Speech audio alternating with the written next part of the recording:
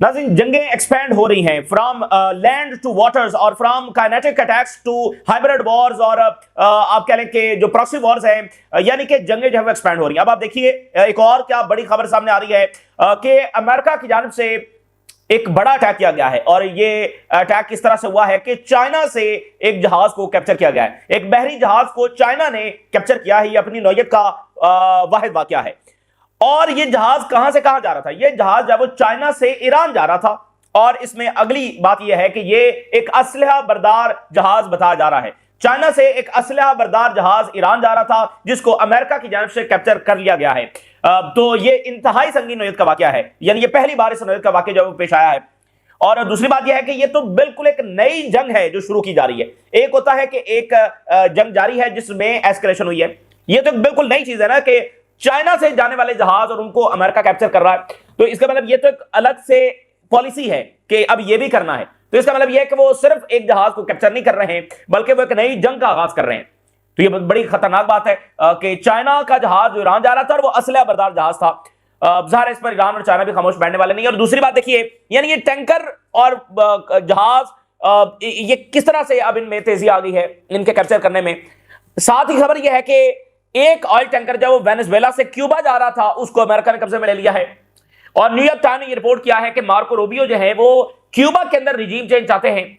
और इसके लिए वन ऑफ द डायमेंशन ये भी है कि वेनेजुएला से जो ऑयल सप्लाई या बाकी सपोर्ट क्यूबा को जा रही है उसको कट किया जाए। सबसे इंपॉर्टेंट जब वो ऑयल सप्लाई है, तो पहला ऑयल टैंकर कब्जे में लिया गया है जो वेनेजुएला से जब वो क्यूबा जा रहा था। और यहां पर एक जहाज जो चाइना से ईरान जा रहा था उसको कब्जे में लिया गया। और कुछ घंटे पहले ईरान ने भी एक टैंकर को जो है वो कब्जे में लिया, जिसके बारे में अभी आइडेंटिफिकेशन सामने नहीं आई है कि वो किसका था, कहां जा रहा था। तो अब देखेंगे दुनिया में एक नई नौयत की जंग जो है ये भी सामने आ रही है कि वाटर्स के अंदर अब इस तरह की मिलिट्री एक्टिविटीज बढ़ रही हैं, जो कि अच्छी खबर नहीं है। यानी सिक्योरिटी कोलैप्स हो रहा है ना, ये सिक्योरिटी कोलैप्स है जो यानी ऑन लैंड हमें नजर आ रहा है और मैरीटाइम रूट्स के ऊपर हमें नजर आ रहा है, जहाज पकड़े जा रहे हैं। तो ये रिपोर्ट्स आपके साथ शेयर करेंगे। और इसके साथ गजा से एक बड़ी खबर सामने आ रही है। इजराइल की जानिब से बड़ी एस्केलेशन की गई है। गजा में एक असैसिनेशन अटेम्प्ट हुई है, हमास के ऊपर अटैक किया गया है। और इजरायली मीडिया के दावे के मुताबिक जो सेकंड इन कमांड हैं हमास में मिलिट्री विंग के अंदर, उनको निशाना बनाया गया है। यानी हमास के टॉप कमांडर जो है उनको निशाना बनाया गया है। ये बहुत बड़ी एस्केलेशन है। एक तरफ इजराइल जब वो जिसने पहले दिन से सीज़फायर की कोई पासदारी नहीं की, सिविलियंस पर हमले कर रहा है, दूसरी तरफ अब उसने बराह रास्त हमास पर इस नौयत के हमले जब शुरू कर दिए। यानी हमास को कमजोर करने के लिए उसने ये सारे हमले कर रहा है। तो हमास इस पर खामोश तो नहीं बैठे रहेगी। यानी उनका सेकंड इन कमांड जब वो निशाना बना दिया, तो इस माहौल में जिसको सीज़फायर कहा जा रहा है, इजराइल इंटेलिजेंस गैदर कर रहा है और फिर हमास को निशाना बना रहा है और उनकी टनल तबाह करने की जो कोशिश कर रहा है। तो ये ज़ाहिर है कि ये सूरत हाल ज्यादा देर इस तरह से जारी नहीं रह सकती और हमास ने रिस्पॉन्ड करना है। उधर लेबनान की जो जंग है वो भी हवा में अटकी हुई है।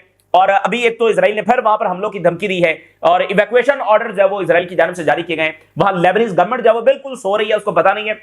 और हाँ, जब हमले होते हैं तो उसके बाद वो जागती है और हिजबुल्लाह के खिलाफ 2-4 स्टेटमेंट्स दाग देती है। बस उसका यही काम है। यानी लेबनान में कौन सी दुनिया की गवर्नमेंट होगी कि जिसका बिहेवियर यह है कि कोई मुल्क उसमें घुसकर रोजाना हमले करता है, उसके लोगों को मारता है और वो गवर्नमेंट उठती है और अपने लोगों को उसका कसूरवार ठहराती है। तो ये गवर्नमेंट भी अपने लिए और मुल्क के लिए जो है वो बिल्कुल सही फैसले नहीं कर रही है, रियलिटी से दूर। अच्छा, अब आज इजराइल मीडिया की नई रिपोर्ट के मुताबिक इजरायली आर्मी ये कह रही है कि हिजबुल्लाह के साथ जो जंग है वो नागुजीर है। ये आज उनकी नहीं, तो ये जंग बिल्कुल समझ लें कि आज हुई, कल हुई, परसों हुई, इस तरह की सूरत हाल। दरमियान में हमले जो है वो उसी तरह जारी है। अच्छा, ये खबर सामने आ रही है कि नेतन्याहू जो है वो लॉबिंग कर रहा है कि सऊदी अरेबिया और टर्की को जो F-35 की डील है वो कैंसिल करवाई जाए और दोनों मुल्कों को जेट्स जो है वो डिलीवर ना किए जाएं। ये कितनी संगीन बात है और इस रीजन के मालिक को भी ये समझना चाहिए कि उनके लिए असल खतरा इजराइल है। दूसरी बात यह है कि अमेरिकन को देखना चाहिए और यही तहरीक तो वहां पर चल रही है, टक्कर कार्लसन, बाकी लोग, कि इजराइल अमेरिका के मफादात के लिए सबसे बड़ा खतरा है। अब देखिए, एक फैसला अमेरिका करता है कि हमें इन मुल्कों को ये चीजें देनी है, ये उनके इंटरेस्ट में है, ये अमेरिका के इंटरेस्ट में है, ताकि इनके साथ इत्तेहाद को आगे बढ़ाया जा सके। मिसाल के तौर पे सऊदी अरेबिया जो है उनको चाइना ऑफर कर रहा है जेट्स, सऊदी अरेबिया ने रिफ्यूज कर दिया कि नहीं हम तो अमेरिका से खरीदेंगे। अमेरिका ने देने का फैसला कर लिया, बात हो गई और अब इजराइल जब वो सिस्टमेटिकली इस डील को नाकाम करने की कोशिश कर रहा है। यानी अमेरिका ने यह फैसला किया कि उनके मफाद में है कि जेट्स दिए जाएं, इजराइल रुकवाने की कोशिश कर रहा है। तो अमेरिका के मफाद के लिए सबसे बड़ा खतरा कौन हुआ? इजराइल हुआ।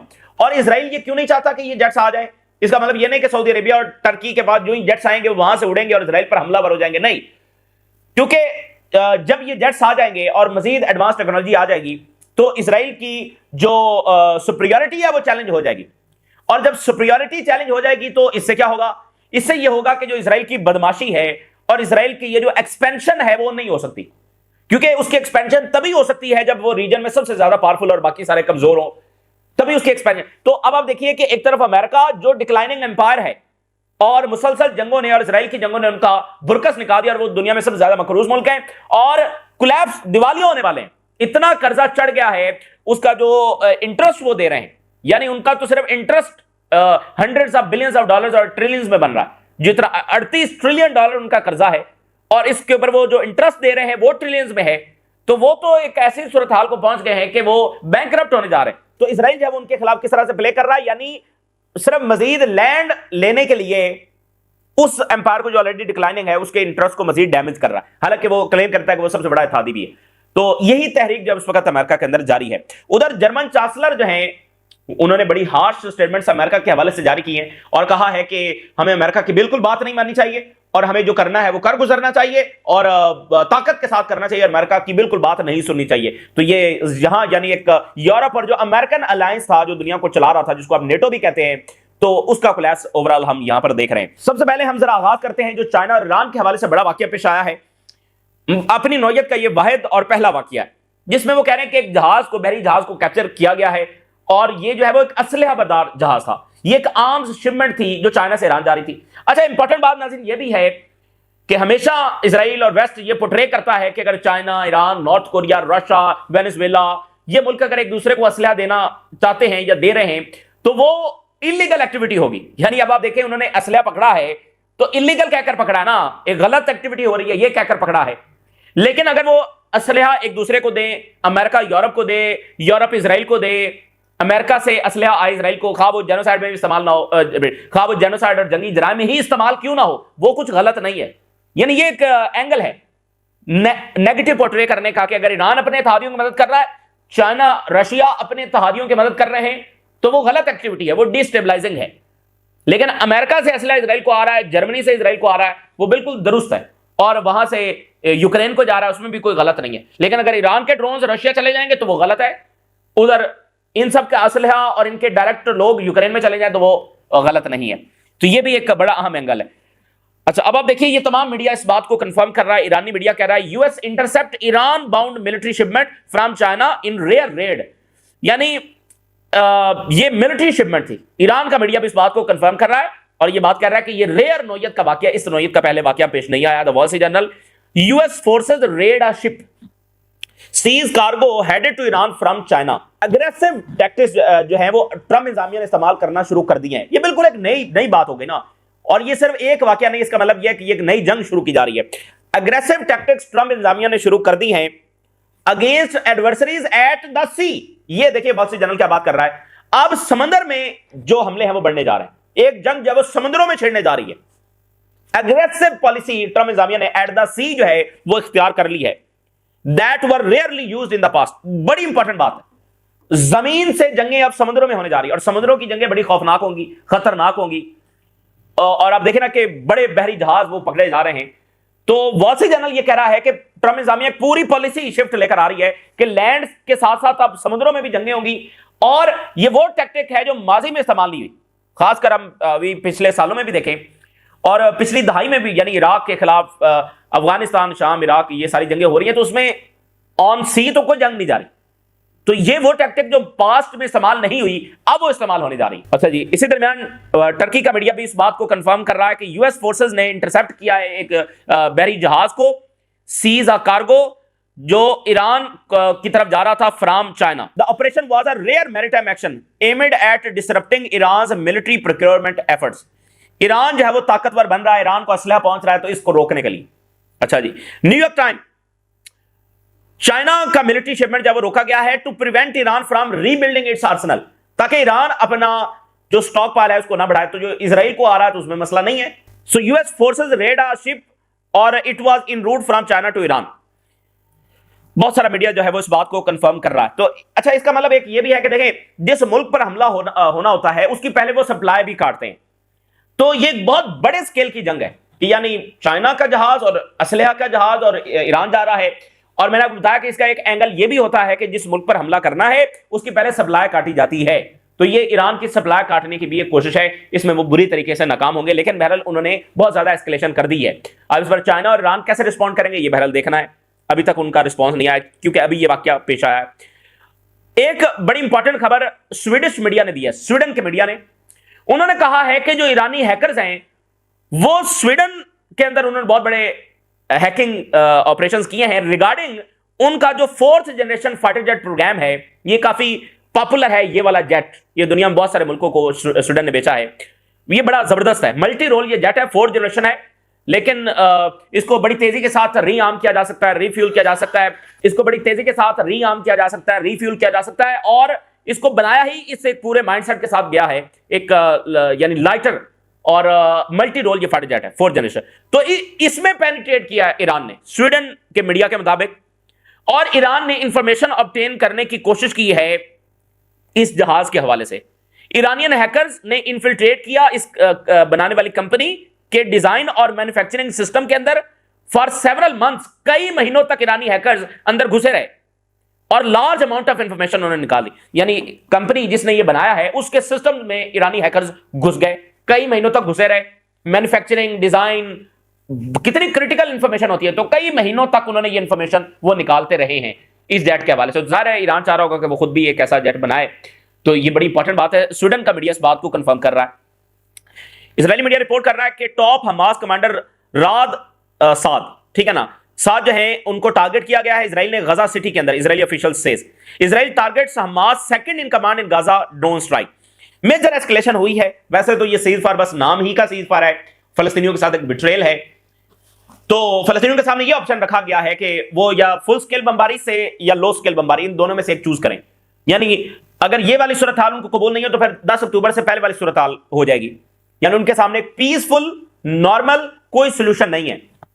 बहरहाल अब ये सेकंड इन कमांड को वो कह रहे हैं कि हमने असैसिनेट कर दिया है, इजराइल ये दावा कर रहा है, कुछ देर पहले ये हमला हुआ है वो कह रहे हैं, तो ये तो बड़ी खतरनाक बात है। यानी इजराइल के ना कोई इरादे हैं, ना वो तो बाकायदा हमास को टारगेट कर रहे हैं, उनके खिलाफ इंटेलिजेंस गैदर कर रहे हैं। अब उन्होंने ये अटैक्स इस नौयत के शुरू कर दिए, बड़े लेवल के अटैक्स, तो हमास इस पर कैसे खामोश है, वो बैठी रहेगी, और फिर मोराल भी डाउन होता है कि आपके लोगों पर अटैक किया जा रहा है। और हिजबुल्लाह का खामोश रहना एक अलग बात है, हमास क्यों खामोश बैठी रहे जब सिविलियंस पर भी हमले हो रहे हैं, जब ऑक्यूपेशन भी बढ़ाई जा रही है, तो हमास उस तरह से खामोश नहीं बैठ सकती कि वो लंबा अरसा बैठे रहे जैसे हिजबुल्लाह, उसका मामला डिफरेंट है।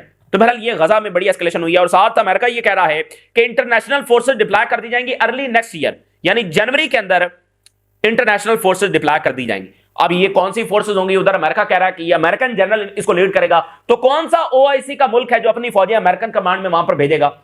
और साथ ही उर्दुगान की जो स्टेटमेंट आई है वो कह रहे हैं कि टर्की को तो अभी इन्वाइट ही नहीं किया गया गजा में, तो कौन किसकी फौजें वहां पर जा रही हैं।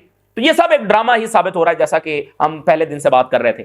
यानी इसका ताल्लुक किसी पीस के साथ नहीं है, इसका ताल्लुक इजरायली मकासद को पूरा करने के साथ है। अच्छा, उधर लेबनान की जंग बस अटकी हुई है, यानी जंग जारी है। अच्छा, लोग ये भी अजीब बात है कि जंग होगी, भाई जंग तो जारी है ना, जंग एक फुल स्केल जंग तो आखिरी बात होती है ना, रोजाना लेबनान में हमले हो रहे हैं तो और क्या जंग होती है, तो जंग तो जारी है। इजराइल की तरफ से कभी ये जंग रुकी नहीं है। कल बड़े हमले हुए हैं लेबनान में, अभी फिर उन्होंने इवैक्यूएशन ऑर्डर जारी कर दिए। यानी किसी भी मुल्क के लिए इससे बड़ा खौफनाक और खतरनाक और उनकी रेड लाइंस क्रॉस करने वाली बात नहीं हो सकती कि एक मुल्क है, उसके शहरी हैं, उस मुल्क का अपने शहरियों के लिए कोई सेफ्टी नहीं है। इजराइल आता है, वो उनको कहता है यहां से इवैक्यूएट करें। यानी किसी मुल्क के लिए इससे ज्यादा रेड लाइन क्रॉस करने वाली बात नहीं हो सकती। लेकिन लेबनीज गवर्नमेंट जब ऐसा लग रहा है कि किसी और के हाथों में खेल रही है और इसका नतीजा बहुत बुरा निकलेगा, यानी इजराइल बताएगा कि कब किसने कहां से इवैक्यूएट करना है, उनकी कोई सेफ्टी नहीं है। उधर सीरिया में भी यही सूरत हाल है, और लेबनान में तो ज्यादा रोज होती है, वो कहते हैं यहां से इवैक्यूएट करें, यहां से करें, यहां पर हिजबुल्लाह है। और वो इवैक्यूएशन ऑर्डर कहां पर जारी करते हैं, ट्विटर पर, और ठीक 20 मिनट के बाद वहां पर हमला हो जाता है। तो अब क्या लेबनीज सामने ट्विटर खोलकर बैठे रहे, ठीक 20 मिनट के बाद हमला हो जाता है, तो उन्होंने सिर्फ दिखाना होता है कि देखिए हम तो बता रहे हैं कि इवैक्यूएट कर जाएं। So IDF issues urgent evacuation notice to southern Lebanon village.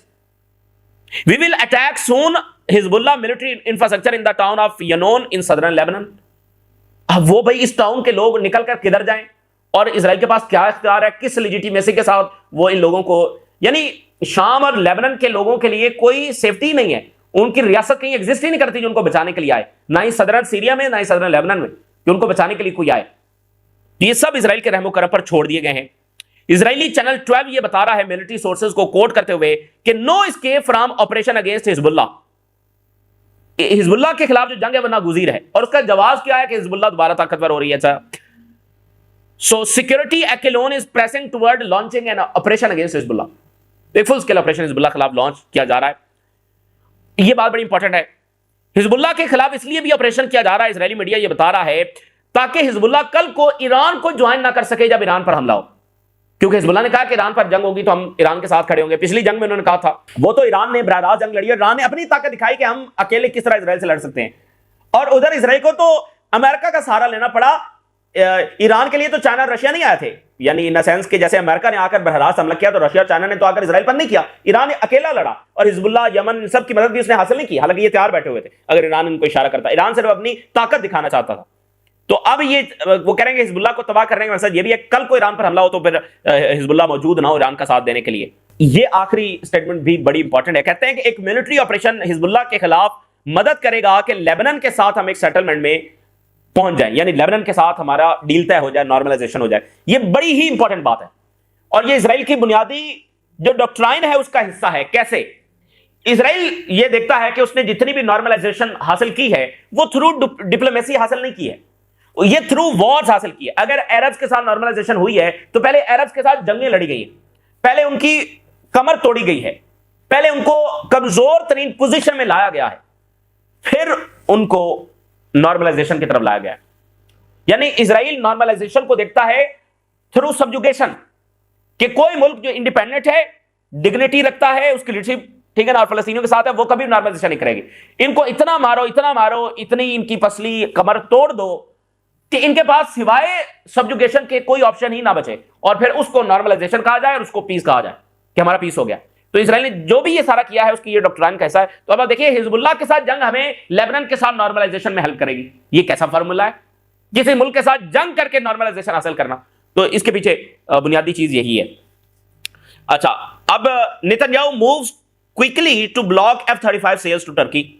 Israel lobbying कर रहा है कि वो F-35 ना मिले ताकि उसकी एयर सुपरियरिटी जो चैलेंज ना हो जाए, और इजराइल अवॉइड कर रहा है कि ट्रंप के साथ पब्लिक कन्फ्रंटेशन भी ना हो, खामोशी के साथ ये काम जो है वो सिस्टमैटिकली किया जाए। लेकिन ये बात रिपोर्ट्स के मुताबिक ट्रंप तक जो है वो पहुंच चुकी है। लेकिन बात यह है कि अमेरिकन मफादात के लिए इजराइल कितना बड़ा खतरा है, कि इजराइल उनके अंदर कैसे घुसा हुआ है कि अमेरिका का सदर एक फैसला करता है उसको सिस्टमैटिकली खराब करने की कोशिश। जैसे ओबामा ने एक फैसला किया ईरान के साथ न्यूक्लियर डील का, बड़ा बेहतरीन फैसला था, और अभी जो एंटनी ब्लिंकन है जो कितना खिलाफ था ईरान के और सारा गजा में ये शामिल रहा है, इसने अपनी जुबान से कहा कि ईरान के साथ न्यूक्लियर डील तोड़ना हमारी सबसे बड़ी गलती थी। तो एक अमेरिकी सदर का किया वो फैसला रिवर्स किसने करवाया? इजराइल ने। तो यहां अमेरिकी सदर ने एक फैसला किया है कि ये हमारे इंटरेस्ट में है, वरना ये तमाम ममालिक जो चाइना के और करीब हो जाएंगे, क्योंकि चाइना इनको ऑफर कर रहा है, तो इजराइल वो रुकवाने की कोशिश कर रहा है। तो इसका नुकसान किसको होगा? अमेरिका को होगा। तो यही बात जो है वो अमेरिका में अब डिबेट छिड़ी हुई है।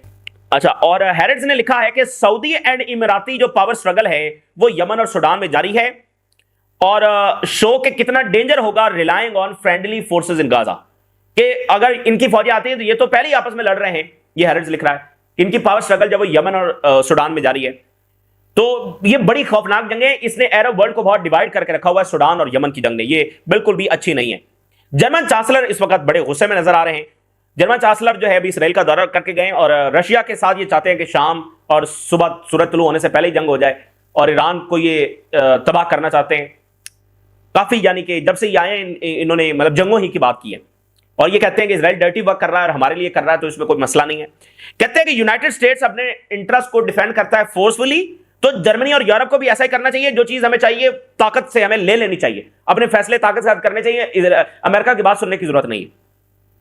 और हमें प्रिपेयर करना चाहिए कि एक रेडिकल ट्रांसफॉर्मेशन आने वाली है ट्रांस अटलांटिक रिलेशन में, यानी यूरोप और अमेरिका के दरमियान अटलांटिक ओशन है ना, तो दोनों के रिलेशंस को ट्रांस अटलांटिक रिलेशंस कहा जाता है। तो अमेरिका और यूरोप के रिलेशंस में रेडिकल ट्रांसफॉर्मेशन आने वाली है, यानी वो हमारे खिलाफ होंगे, हम उनके खिलाफ होंगे, इसकी तैयारी कर लेनी चाहिए। तो उधर न्यूयॉर्क टाइम ये कह रहा है कि रूबियो चाहता है कि क्यूबा की गवर्नमेंट को भी रिप्लेस कर दिया जाए इसके लिए। अच्छा, मार्को रूबियो का अपना ताल्लुक क्यूबा से है, तो वो एक वेनेजुएला, इस वक्त जो भी लैटिन अमेरिका की स्ट्रेटजी है वो बेसिकली मार्को रूबियो ही बना रहे हैं, ठीक है ना, ये सारी स्ट्रेटजी मार्को रूबियो बना रहे हैं वेनेजुएला की, ये वो सारी। तो क्यूबा में भी वो गवर्नमेंट गिराना चाहते हैं, और प्रेसिडेंट मडोरो जो है वो क्यूबा की हेल्प करते हैं through oil, through intelligence sharing.